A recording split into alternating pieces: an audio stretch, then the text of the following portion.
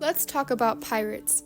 No, not those pirates, because he didn't exist, although he technically did, and although this place and this company was all real, there is no historical evidence that this actually happened. Instead, we're going to talk about real pirates of the 16th century in America, also known as privateers.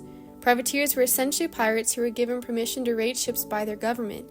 The British Crown hired pirates to raid competing merchant ships during the Columbian Exchange, and the first Englishman to bring a slave to the New World was actually a pirate. In 1713, Great Britain banned piracy in the Treaty of Utrecht at the close of the War of Spanish Succession. It was declared that, in His Majesty's name, strictly to charge and require all persons whatsoever within this jurisdiction not to resort unto, or in any wise join themselves with pirates, nor to receive or conceal any of the goods coming out of said ship, nor nourish or comfort in any kind, entertain, counsel, trade, or hold any correspondence. Pirates quickly turned on the crown and began plundering English merchant vessels. Pirates became their own people, dictated by their own desires. Some colonies, like Pennsylvania and New York, openly welcomed pirates because of the economic opportunities they brought. William Markham, the governor of Pennsylvania, once remarked that the steady stream of income from piracy would only ever benefit the colony. Many towns in America became havens for pirates as well. When the British Crown enacted the Navigation Acts, colonists used pirates to smuggle in illegal goods. Things turned sour between colonists and pirates after Captain Edward Teach, also known as Captain Blackbeard, blockaded Charleston Harbor in 1718 when he was in need of medicine. He plundered treasure, kidnapped, and took ships along the coast until he received said medicine. Queen Anne's revenge became a common sight, and it was only once he got his medicine did Blackbeard return his hostages. His actions would leave the colonists weary of any future endeavors with pirates. It seemed that piracy had at last been turned away from in the British colonies, that is, until a ragtag group of soldiers began a war with the most elite naval power in the world. A single shot fired across Lexington Green on April 19, 1775.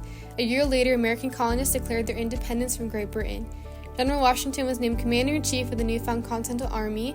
A war for independence had begun. As Washington fought on land, he knew that there would be no victory unless the British Navy could be contained.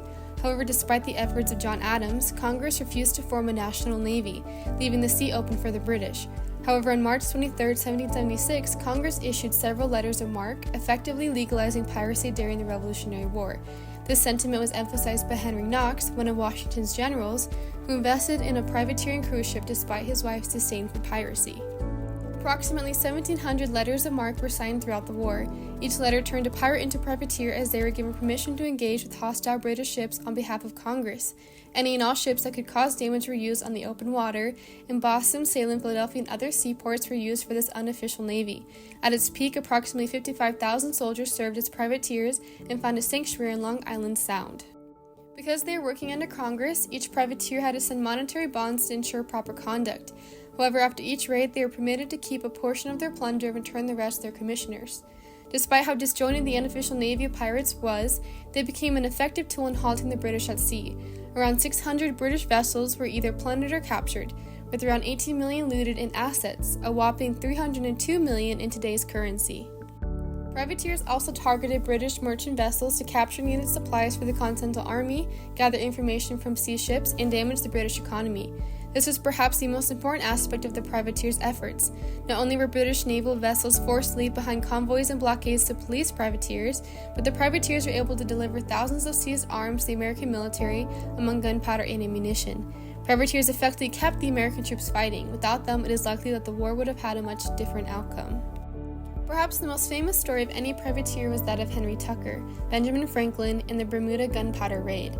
Washington was desperately low on gunpowder, having only 9 bullets per man in 1775. A year earlier, King George III banned the importation of gunpowder and firearms into the colonies, and the Frankfort powder mill in Pennsylvania wasn't producing enough for Washington's troops. Then comes Henry Tucker. A Bermudan merchant, he realized that there was a clause in the Embargo Act that could permit ships carrying munition into American ports. Him and Benjamin Franklin devised a scheme to raid the gunpowder cache in St. George, Bermuda, in exchange for Bermuda being permitted to trade with the colonies. On August 14, 1775, Henry Tucker, along with his trusted allies, broke into the gunpowder storehouse as the governor of Bermuda slept. They took 126 kegs of powder, roughly 3,150 pounds, quadruple what Washington had, and sailed away on the Lady Catherine. None were convicted, and Bermuda began trading with the American colonies. More importantly, the gunpowder reached Washington and Boston, leading to the British evacuation of the city. The gunpowder from Bermuda would last until the end of their campaign in June, where it was then used to defend Charleston. The notional victory in 1776 would halt the British return for several more years. So what brought so many pirates to the American cause? The answer was profit. As they had done when the British crown turned on piracy, pirates once again acted according to their best interest. With the promise of taking portions of their plunder, many fought underneath Congress to become wealthy. Others joined piracy for this same purpose. Many of them would see their dreams realized. At the close of the American Revolution, pirates were perhaps the group that profited the most from the war. As battle-worn soldiers went home with empty pockets and Congress dealt with unimaginable debt, pirates continued to sell richer than before. Pirates perhaps became the best example of ideas in the Declaration of Independence. They were a collected group of individuals who did not serve underneath the crown. Instead, their society was determined by the people, themselves being their own dictator. It is not unreasonable to say that they were among the first groups to live in freedom and liberty. They were indeed the controllers of their own fate. As the Americans had Patrick Henry's cry of "Give me liberty or give me death," pirates had their own. "Damnation seize my soul if I give you quarters, or take any from you."